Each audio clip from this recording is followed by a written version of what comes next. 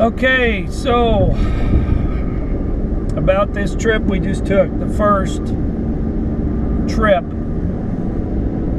with the fifth wheel. We left St. Clair on Saturday morning. We were way behind because of storm the night before, Friday before we terrible storms in the area. Didn't allow us to prepare or get a lot done, so we had to do it that morning. So we didn't actually leave St. Clair till 9:30. So then we drove all the way to Colby, Kansas. We had a campground there for us to pull in for our first night, but we didn't get there till 9 o'clock at night, and the bugs ate Michelle alive. The mosquitoes. Well, there's more than just mosquitoes, but anyway, so that was our first night. Oh, look at all the antelope. Is that what those are? Yep. Right now we're between Denver and Kansas on I-70. We just saw a bunch of antelope out in the field. But anyway, so we realized our first mistake on this trip was that we had our hose and everything for sewer, but we forgot the end that goes down in the sewer, which is stuck back in St. Clair in my mother-in-law's sewer. But it kind of worked out pretty good because we got another hose. We had to walk across the street to Walmart. We got another hose, which actually, I like this hose actually better because it can compact, and it was very easy to work with and was perfect. I didn't even have to use the hose we brought from home, which is in the bumper, yeah, where you can take off the caps on the end and it's actually stuck in our bumper. But anyway, that's the first mistake we found out. Second mistake, and a much larger mistake, was the little straps that hold our refrigerator door closed are not strong enough for anything in the refrigerator that's very heavy. So pretty much, where did we stop? Full gallons of milk. It was at a rest area at 5 o'clock. Yeah, in Kansas at a rest area, we stopped. Well, we had stopped at Camping World in but we didn't open Kansas City. Yes, we did. And the doors were open a little bit. They were not all the way, nothing had fallen out. So we closed them. And did we put a strap on that? We did a zip tie. Yeah, we did a zip tie around because I thought that strap that holds them together was like rubber and it gives. So I put a zip tie around the two knobs that are stuck on the fridge, thinking that would hold it. Well, when we got to the rest area, we went in and everything from our fridge was on the floor, including the glass shelves. Fortunately, the only thing that broke, and I say fortunately, because it could have been worse, was approximately 36 eggs all over. We had egg dripping out of our fifth wheel where the slides go out, egg everywhere. But fortunately, the gallons of milk did not break. So, don't have anything heavy in your refrigerator. Well, what would have helped is if we actually had handles on our fridge, we could have Velcroed them or tied them up tight. So, anyway, after spending a half an hour cleaning that mess up and putting everything back in the fridge, I used a ratchet strap to put across the doors. Did we get more eggs? Where did we buy those? Golden. Oh, and Golden. Well, we'll get to that. So anyway, we leave the next morning and it's kind of soft. When we finally get to our campground, it's kind of soft. It had rained. And the next morning we go to pull out we'd unhooked and everything and dumped and everything. And, No, you were pulling out. we were pulling out the next morning to turn around and dump, and I thought, man, this is really pulling hard. And I was starting to question my truck. Like, anyway, so we got out on the service road and decided to go and fill up before we left, and it was just so hard pulling. And we were like, oh my gosh. We weren't talking out loud, but she was thinking the same thing I was. Is what's happened? Is my truck worn out? Can it not handle this? What's going on? And we filled up, still haven't, it just seems so hard to pull. And we ain't even a mile down the road, and I'm passing somebody, and I go over, and they're flashing their lights, and I look in my mirror, and our tires are smoking. So I pull off real quick. All 4 of our tires, the hubs on the inside, are smoking. They're hot. We're like, oh my gosh, what is going on? Do we have too much weight? I call my brother-in-law. We're thinking about what it could be. He goes, you know what? Check that pin and see if it came out. That has the emergency brakes for the trailer if it gets unhooked. And the pin was out. So we were driving with our emergency brakes. He said, okay, back it up. See if it'll back up. And we backed it up 30 feet and it backed it up fine. To release the brakes. Yeah. And so we had it all plugged back in, ready to go. And he said, driving's probably the best thing to cool it off, as long as you don't have to use the brakes. We're in flat Kansas, so we didn't have to use any brakes for, I don't know, hundreds of miles, I guess. And that ended up being okay. So another. Now we know to check that. Yeah. But I don't know how it popped out. It must have got hung up on something when I was hooking it up, and I missed it. But so anyway, we drive all the way to Lakewood, Colorado, and park for the night at a campground in what's called Bear Creek Lake Park. It's a nice little place.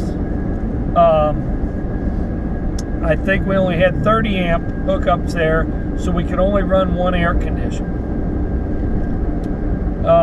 It was pretty doggone warm down there. It was like 90 something degrees, and you wouldn't think so in Colorado, but it was 90 something degrees.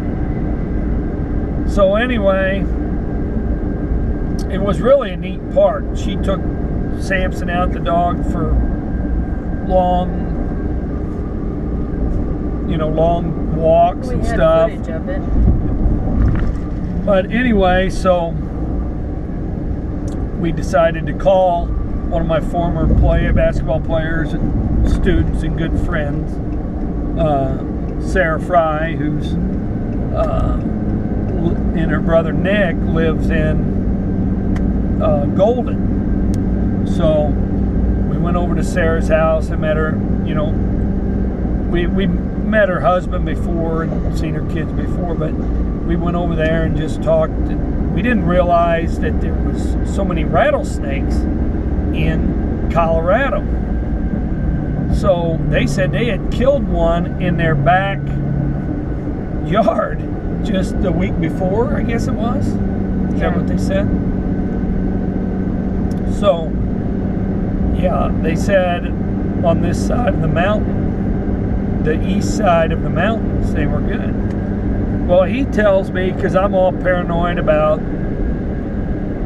how my truck is going to pull this 16,000 pound fifth wheel up into the mountains.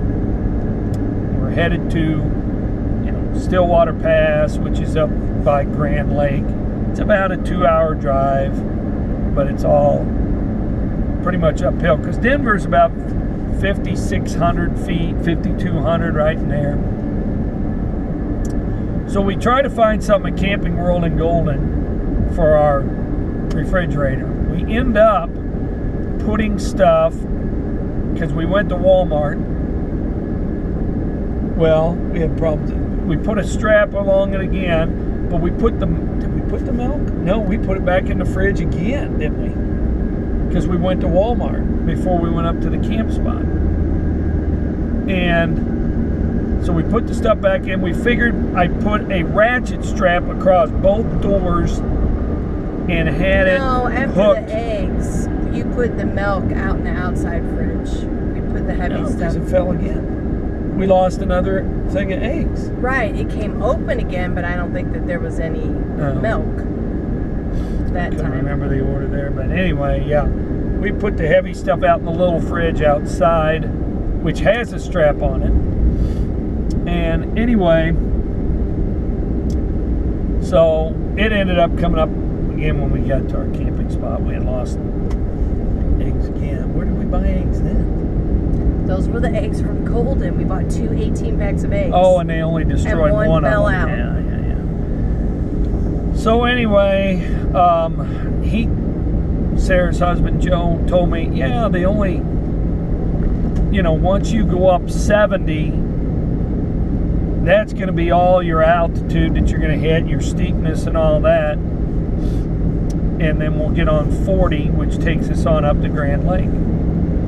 So we're going up 70, and my truck's just pulling it uphill like nothing. I was shocked. And then thank goodness for this exhaust brake, because I don't, it has all kinds of warnings on the highway for trucks going downhill and stuff on 70, and your brakes and use lower gear. This exhaust brake I got on my truck, that's been the biggest savior on this trip, is I don't even have to use my brakes. And my I have my monitors here where I turn on, so I always monitor going up and downhill, the transmission degrees, the oil, the coolant, all at once on one screen, so I can just watch it. And we did great. Well, then we get on 40, and number one, it was a Monday, Labor Day. And we recorded the traffic. Yeah, we can put it in between. We're talking here. We can show it. Then the traffic that we saw, it was unbelievable. It was 30 miles of back bumper to bumper traffic coming from the mountains down back to Denver. It was crazy, the amount of traffic. But we picked it right because we were going the opposite way. So we start climbing the mountains. I mean, it was all, what do you call that? Switchbacks all the way up the mountain. Curves. We were taking curves at 20 miles an hour, 15 miles an hour, going all uphill. So that's what made it so tough on my truck, was you're slowing down so much, and then you had to start back up to try to get up to 40 miles per hour. And it was just, oh my gosh, I'm going almost 80 miles an hour. I don't know how. I guess because I'm not in fifth gear, or never got the fifth gear, because I probably didn't hit the thing. Whatever. So anyway, we get up the mountain and go down the other side, but we were up 11,000. We had to climb. Think about it. Denver was like 5,600. We went over this pass called Bertrude Pass. It was like 11,400 feet. So we went up almost 6,000 feet when we were climbing, and this truck pulled it up there, pulled it great, didn't have any problems, then down was easy. So we pull into Grand Lake area, and we try to find Stillwater Pass. So we head up into the mountains, get on a gravel road, and we find a big parking area where a lot of people bring their motorcycles, four-wheelers, all kinds of off-road vehicles. So we decided to stop there and drop our trailer and take our truck and go find a spot. So there was some people there, and we talked to them, and they said the best route where to go and where plenty of spots would be.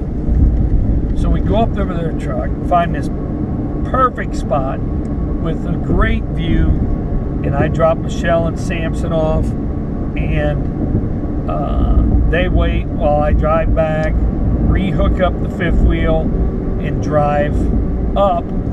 It's easy, pretty easy getting in the way we wanted it. I mean, it took a little bit because we had to arrange it the way we wanted it. So it was a great spot. So anyway, what else should I talk about? What happened with the solar?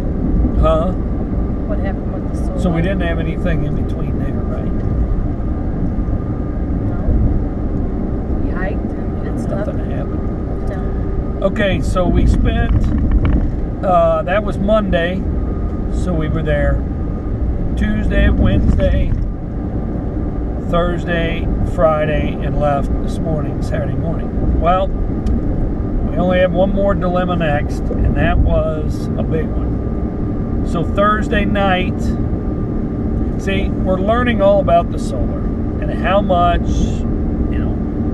we can use at once, and how much this and that drain, and pretty much you can't use the hot water heater, have it on, along with like a microwave or a hot pot or the air fryer, because that's putting out, I mean, it could probably handle it, but we just have an emergency breaker on there for 250 watt amp breaker, 250 amp breaker. Well, those two together, when the hot water heater's on and one of those is on, that pops the breaker, which is good though, because we don't want to get too high to where it would ruin anything. So we just have to figure out when we're going to shower or need hot water, and we could leave it on all day. Okay, so I didn't have the battery monitoring system installed yet because it didn't show up till that Friday before we left, and I just said we'll go without it. But it really would have helped to know the percentage of batteries. I don't think the batteries were completely drained. I think it got to a point to where it automatically drained or automatically shut off when they got down to their dangerous point. But anyway, so we fortunately we brought the generator, which my brother-in-law Chuck spent about an hour working on before we left because we couldn't get it started, and it was clogged up, and he got it fixed and running on the first. So I get it out there, first pull, it starts right up. So I'm thinking, all right, we're in great shape. I hook it all up, it runs all night. We had everything off. So there was really nothing draining except for the refrigerator net we left on, I guess. But at midnight, it kicked on. It finally kicked on because it took that long for them to get the batteries, and we thought, okay, we're okay. So then we get up the next morning and it's all dead again. So we didn't know what was going on. So we had to basically wait for the sun to start charging the batteries.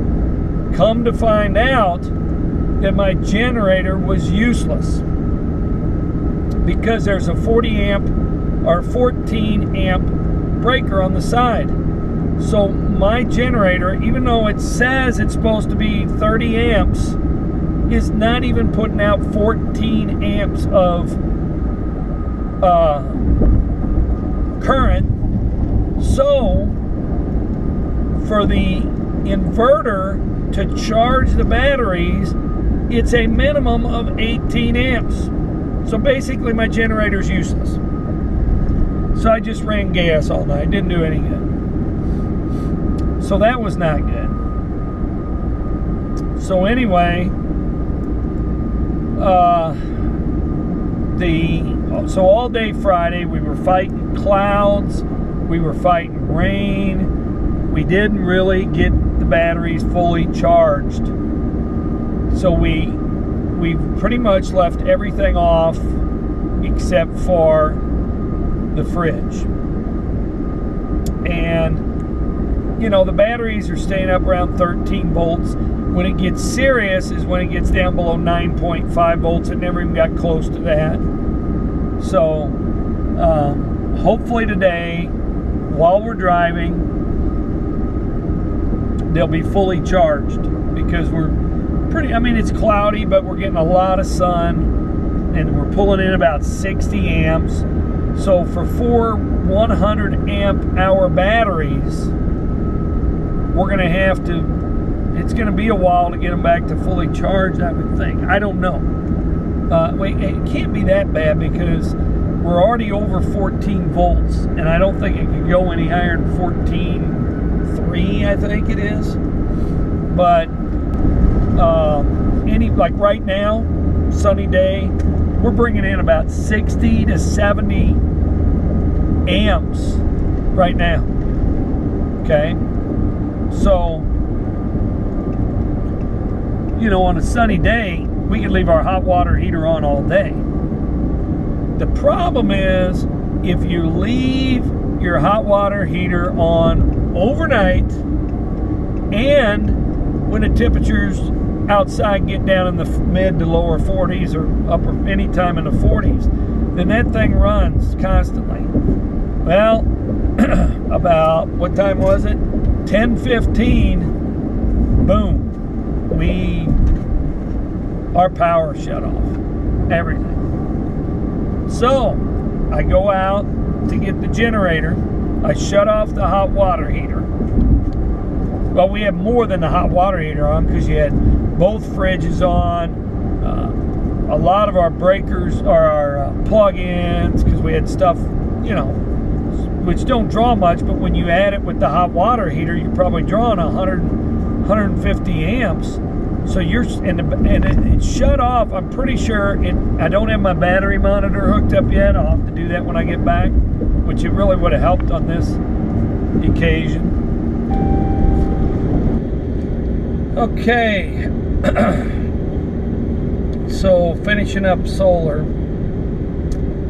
It's actually been great for this trip, except for that one mistake we made. And I guess this is the end of the episode. We'll see you at the next episode. Maybe Michelle will talk this time.